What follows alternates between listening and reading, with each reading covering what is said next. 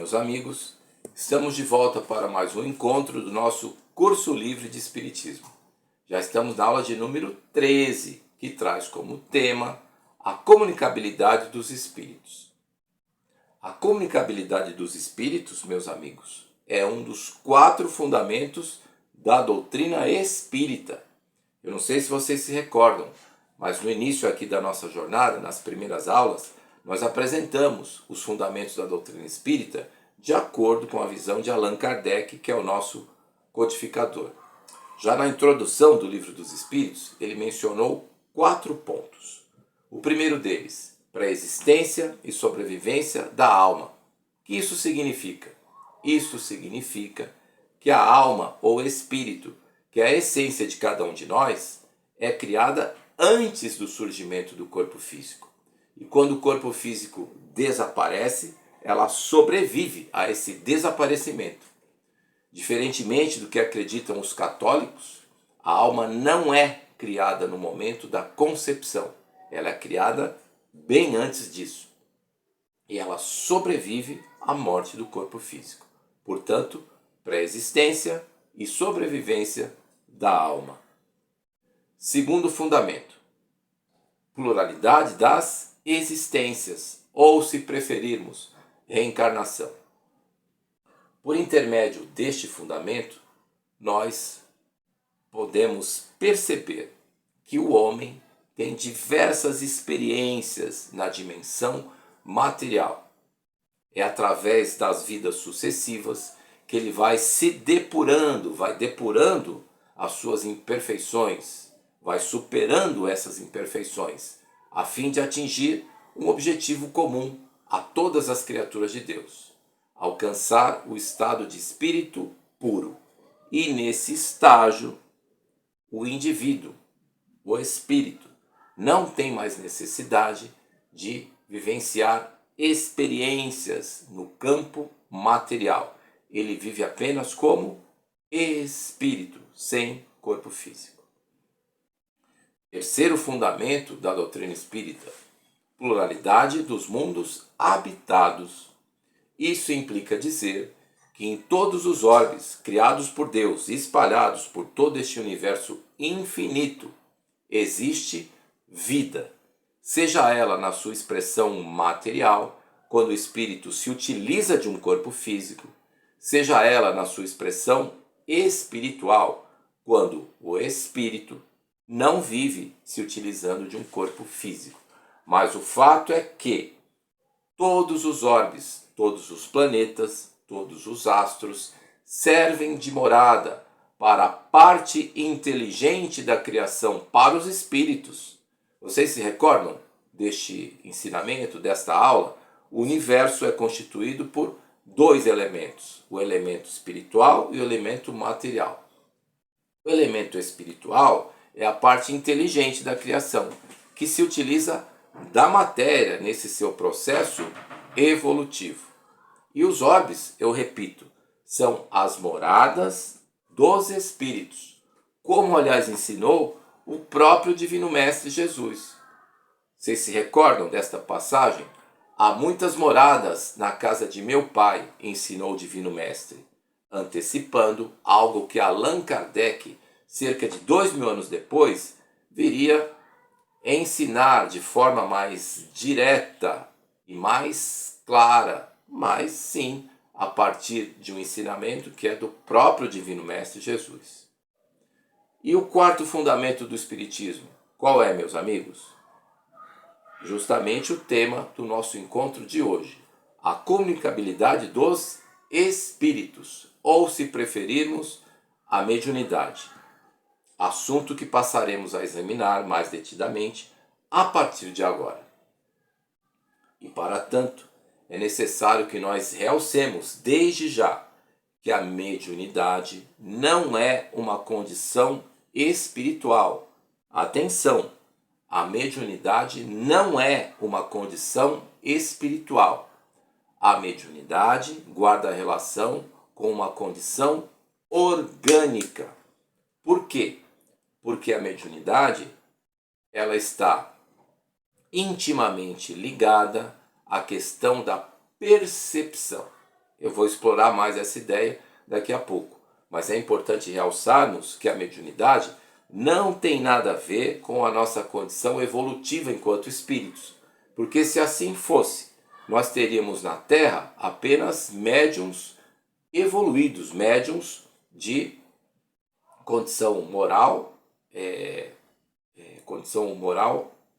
já bastante desenvolvida, podemos dizer assim, não é verdade? É isso que nós observamos? A resposta é não. A resposta é não. Mesmo depois do Divino Mestre ter nos ensinado, quando passou pela Terra, há cerca de 2000 anos, que nós devemos dar de graça o que de graça recebemos, se referindo expressamente à mediunidade, ainda há companheiros nos dias de hoje que tentam extrair vantagem financeira e econômica da sua condição mediúnica. Isso, do ponto de vista moral, é inadmissível, como nos ensinou o próprio Divino Mestre Jesus. Mas essas pessoas que se utilizam, tentam explorar sua mediunidade do ponto de vista financeiro, em alguns casos elas têm essa capacidade mediúnica. Mas se elas exploram isso do ponto de vista financeiro, nós podemos dizer que elas não têm evolução moral, não têm evolução espiritual, comprovando assim aquilo que eu acabei de dizer. A mediunidade não está relacionada com a nossa condição espiritual, mas sim com a nossa condição orgânica, porque a mediunidade, meus amigos, ela é uma condição orgânica que alarga a nossa capacidade de percepção. Vamos falar um pouco da questão sensorial para que fique mais clara essa ideia da ligação entre mediunidade e capacidade orgânica, condição orgânica, melhor dizendo. Se nós avaliarmos a capacidade de audição do homem, nós podemos asseverar, como nos indica a ciência, que ela se restringe a um campo que vai de 20 Hz a 20.000 Hz. Hertz é a medida da frequência, não é verdade? Então, sons abaixo de 20 Hz, o ouvido humano não capta.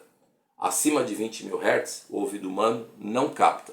Mas os sons existem, mesmo a gente não tendo a capacidade de percebê-los. Tanto é assim que os treinadores, os adestradores de cachorros, eles têm aqueles apitos especiais, ele apita, a gente não ouve nada, porque está numa frequência acima dos 20.000 Hz.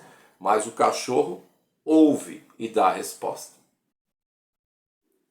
Outro exemplo que nos ajuda a compreender essa questão da percepção, a questão da visão.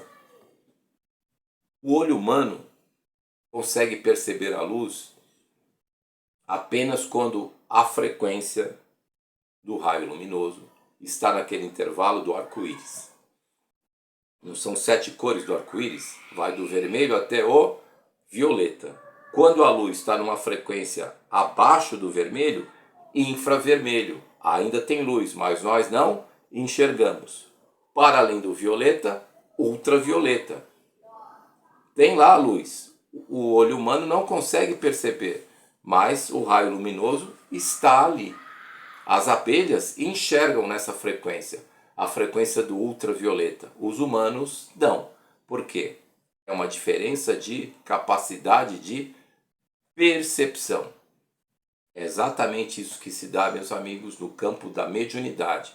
Os médiuns são pessoas cujo organismo tem uma capacidade de percepção distinta da grande maioria da humanidade. Por isso, eles conseguem estabelecer aquilo que define a mediunidade, que é justamente a comunicação entre dois planos. Este plano em que nós estamos, que é o plano material, e o plano para o qual iremos quando cessar a vida física, que é o plano espiritual. É isto que define o fenômeno mediúnico, meus amigos. Para que nós tenhamos mediunidade, nós precisamos necessariamente observar a presença de 3 elementos. Primeiro, o médium, que é o intermediário. mas ele faz essa intermediação entre o quê? Entre dois planos. O plano espiritual, onde estão os desencarnados, e o plano material, onde estão os encarnados. Médium, plano material com encarnado, plano espiritual com desencarnado, juntando esses três elementos, fenômeno mediúnico. Fenômeno mediúnico ostensivo, porque, na verdade, ensina Kardec na obra O Livro dos Médiuns, todos os homens, de certa maneira, têm mediunidade, na medida em que todos os homens estão expostos à influência do plano espiritual, mesmo que não tenham mediunidade ostensiva, que é aquela que caracteriza os médiuns. O que é mediunidade ostensiva? Psicografia, psicofonia, clareaudiência, clarividência e assim por diante, melhor dizendo. Mas todos nós, mesmo que não tenhamos esta mediunidade ostensiva, podemos ser considerados médiuns, porque todos nós estamos expostos à influência do mundo espiritual. E é fácil comprovar esta tese. Talvez você já tenha passado por essa experiência ou conheça alguém que já passou por ela. Numa determinada situação tensa, crítica, a gente às vezes pensa em algo e pensa no seu contrário um segundo depois. A iminência de uma discussão, por exemplo. A gente pensa, vou quebrar a cara dele. Não, deixa para lá. Já passaram por essa experiência? Pois bem, uma dessas ideias é nossa. A outra ideia nos foi sugerida, porque elas são opostas entre si. E a ideia que nos foi sugerida pelo plano espiritual, demonstrando que todos nós estamos expostos a esta influência. Mas no campo da mediunidade ostensiva, que é o que nos compete examinar no encontro desta semana, nós podemos classificar todos os fenômenos em dois grandes campos, como faz o próprio Allan Kardec na obra que eu já mencionei, O Livro dos Médiuns, que é a segunda obra das 5 que compõem a codificação. De acordo com Kardec, todos os fenômenos mediúnicos podem ser classificados como fenômenos mediúnicos de ordem intelectual ou de efeito físico. No primeiro grupo, nos fenômenos mediúnicos inteligentes, nós temos o seguinte propósito. O plano espiritual pretende enviar uma mensagem para o plano material. Um exemplo típico, psicografia. Temos aí o fenômeno mediúnico? É evidente que sim. Vamos pegar, por exemplo, Chico Xavier, o maior psicógrafo que nós conhecemos na história da humanidade. Chico Xavier era o médium que tinha a psicografia. Emmanuel, André Luiz, Meimei, Dr. Bezerra de Menezes, Hilário Silva, Humberto de Campos, diversas entidades ditaram livros, portanto, mensagens, por meio de Chico Xavier. Então, nós temos o médium, nós temos os desencarnados, temos o plano espiritual e o plano material. Para quem essas mensagens foram ditadas? Para todos nós, para toda a humanidade. Portanto, nós temos sim o fenômeno mediúnico da psicografia, que está inscrito no campo dos fenômenos inteligentes. Na psicofonia acontece o mesmo. Uma entidade se utiliza do médium para conversar com um encarnado. Mas nós temos também, de outra parte, os fenômenos mediúnicos de efeitos físicos, quando o objetivo não é a transmissão de uma mensagem, mas sim a execução de uma ação que repercuta no campo material. Exemplo clássico, aplicação do passe magnético. Nas casas espíritas, quando existe o passe magnético, nós temos sim o fenômeno mediúnico, porque nós temos o médium de cura, que é a denominação correta de quem aplica o passe. Nós temos os benfeitores espirituais que associam os fluidos salutares de que são portadores ao fluido vital do médium de cura. E esta combinação de fluidos é transmitida por meio da imposição de mãos ao encarnado. Portanto, fenômeno mediúnico. Médium, plano espiritual, plano material. Mas atenção, o passe pode ser também aplicado apenas pelo próprio médium de cura, pelo próprio encarnado, utilizando o seu fluido vital, sem o concurso dos espíritos. Neste caso, nós temos mediunidade? A resposta é não. A resposta é não, porque falta um elemento daqueles três que configuram o fenômeno mediúnico. Aí faltaria o elemento do plano espiritual. Mas o fato é que todos os fenômenos mediúnicos se inscrevem ou nesse campo dos fenômenos inteligentes ou no outro campo dos fenômenos de efeitos físicos. As mesas girantes, no século XIX, que marcaram o surgimento da doutrina espírita, se recordam? As mesas eram suspensas no ar, giravam, fenômenos de efeitos físicos. No campo da música, um médium que é inspirado a compor, temos aí um fenômeno inteligente. Mas há também a possibilidade dos espíritos executarem a música diretamente no instrumento. Efeito de fenômeno físico. Desculpem, me enrolei aqui. Fenômeno de efeito físico. A mediunidade, meus amigos, é um campo vasto, um campo vastíssimo, mas todos os fenômenos e todos os tipos de médium estão ali catalogados por Allan Kardec no Livro dos Médiuns, que é a segunda obra da codificação, como eu já mencionei. Isso não implica dizer que a mediunidade surgiu com o Espiritismo. A mediunidade acompanha o homem desde tempos imemoriais. Desde tempos imemoriais, como diversos livros sagrados registram. É o caso, por exemplo, do dia de Pentecostes, quando os discípulos começaram a se comunicar com as pessoas que os cercavam, utilizando diversas línguas que não dominavam. É um fenômeno estudado por Kardec, se chama xenoglossia. É quando o médium se manifesta por meio de um idioma que ele não domina. Na verdade, é a entidade que está se manifestando.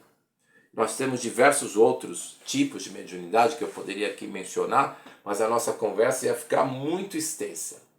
O que é essencial neste encontro em que nós estamos transmitindo informações de caráter introdutório acerca da mediunidade, é nós memorizarmos que a mediunidade deriva de uma condição orgânica, que os espíritos que acompanham o médium podem ser evoluídos ou menos evoluídos em virtude da condição moral que o médium apresente.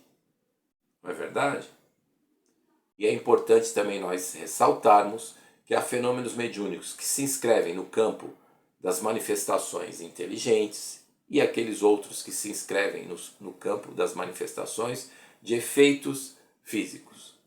A mediunidade é um campo vasto e merece toda a atenção de nossa parte, merece que nós aprofundemos o estudo deste item fundamental da doutrina espírita e, na medida do possível, nós voltaremos ao tema, não só aqui no curso Livre de Espiritismo, mas em outras ocasiões, porque, de fato, a mediunidade é um tema fundamental para a nossa doutrina espírita. E é essencial que essa lição fique memorizada.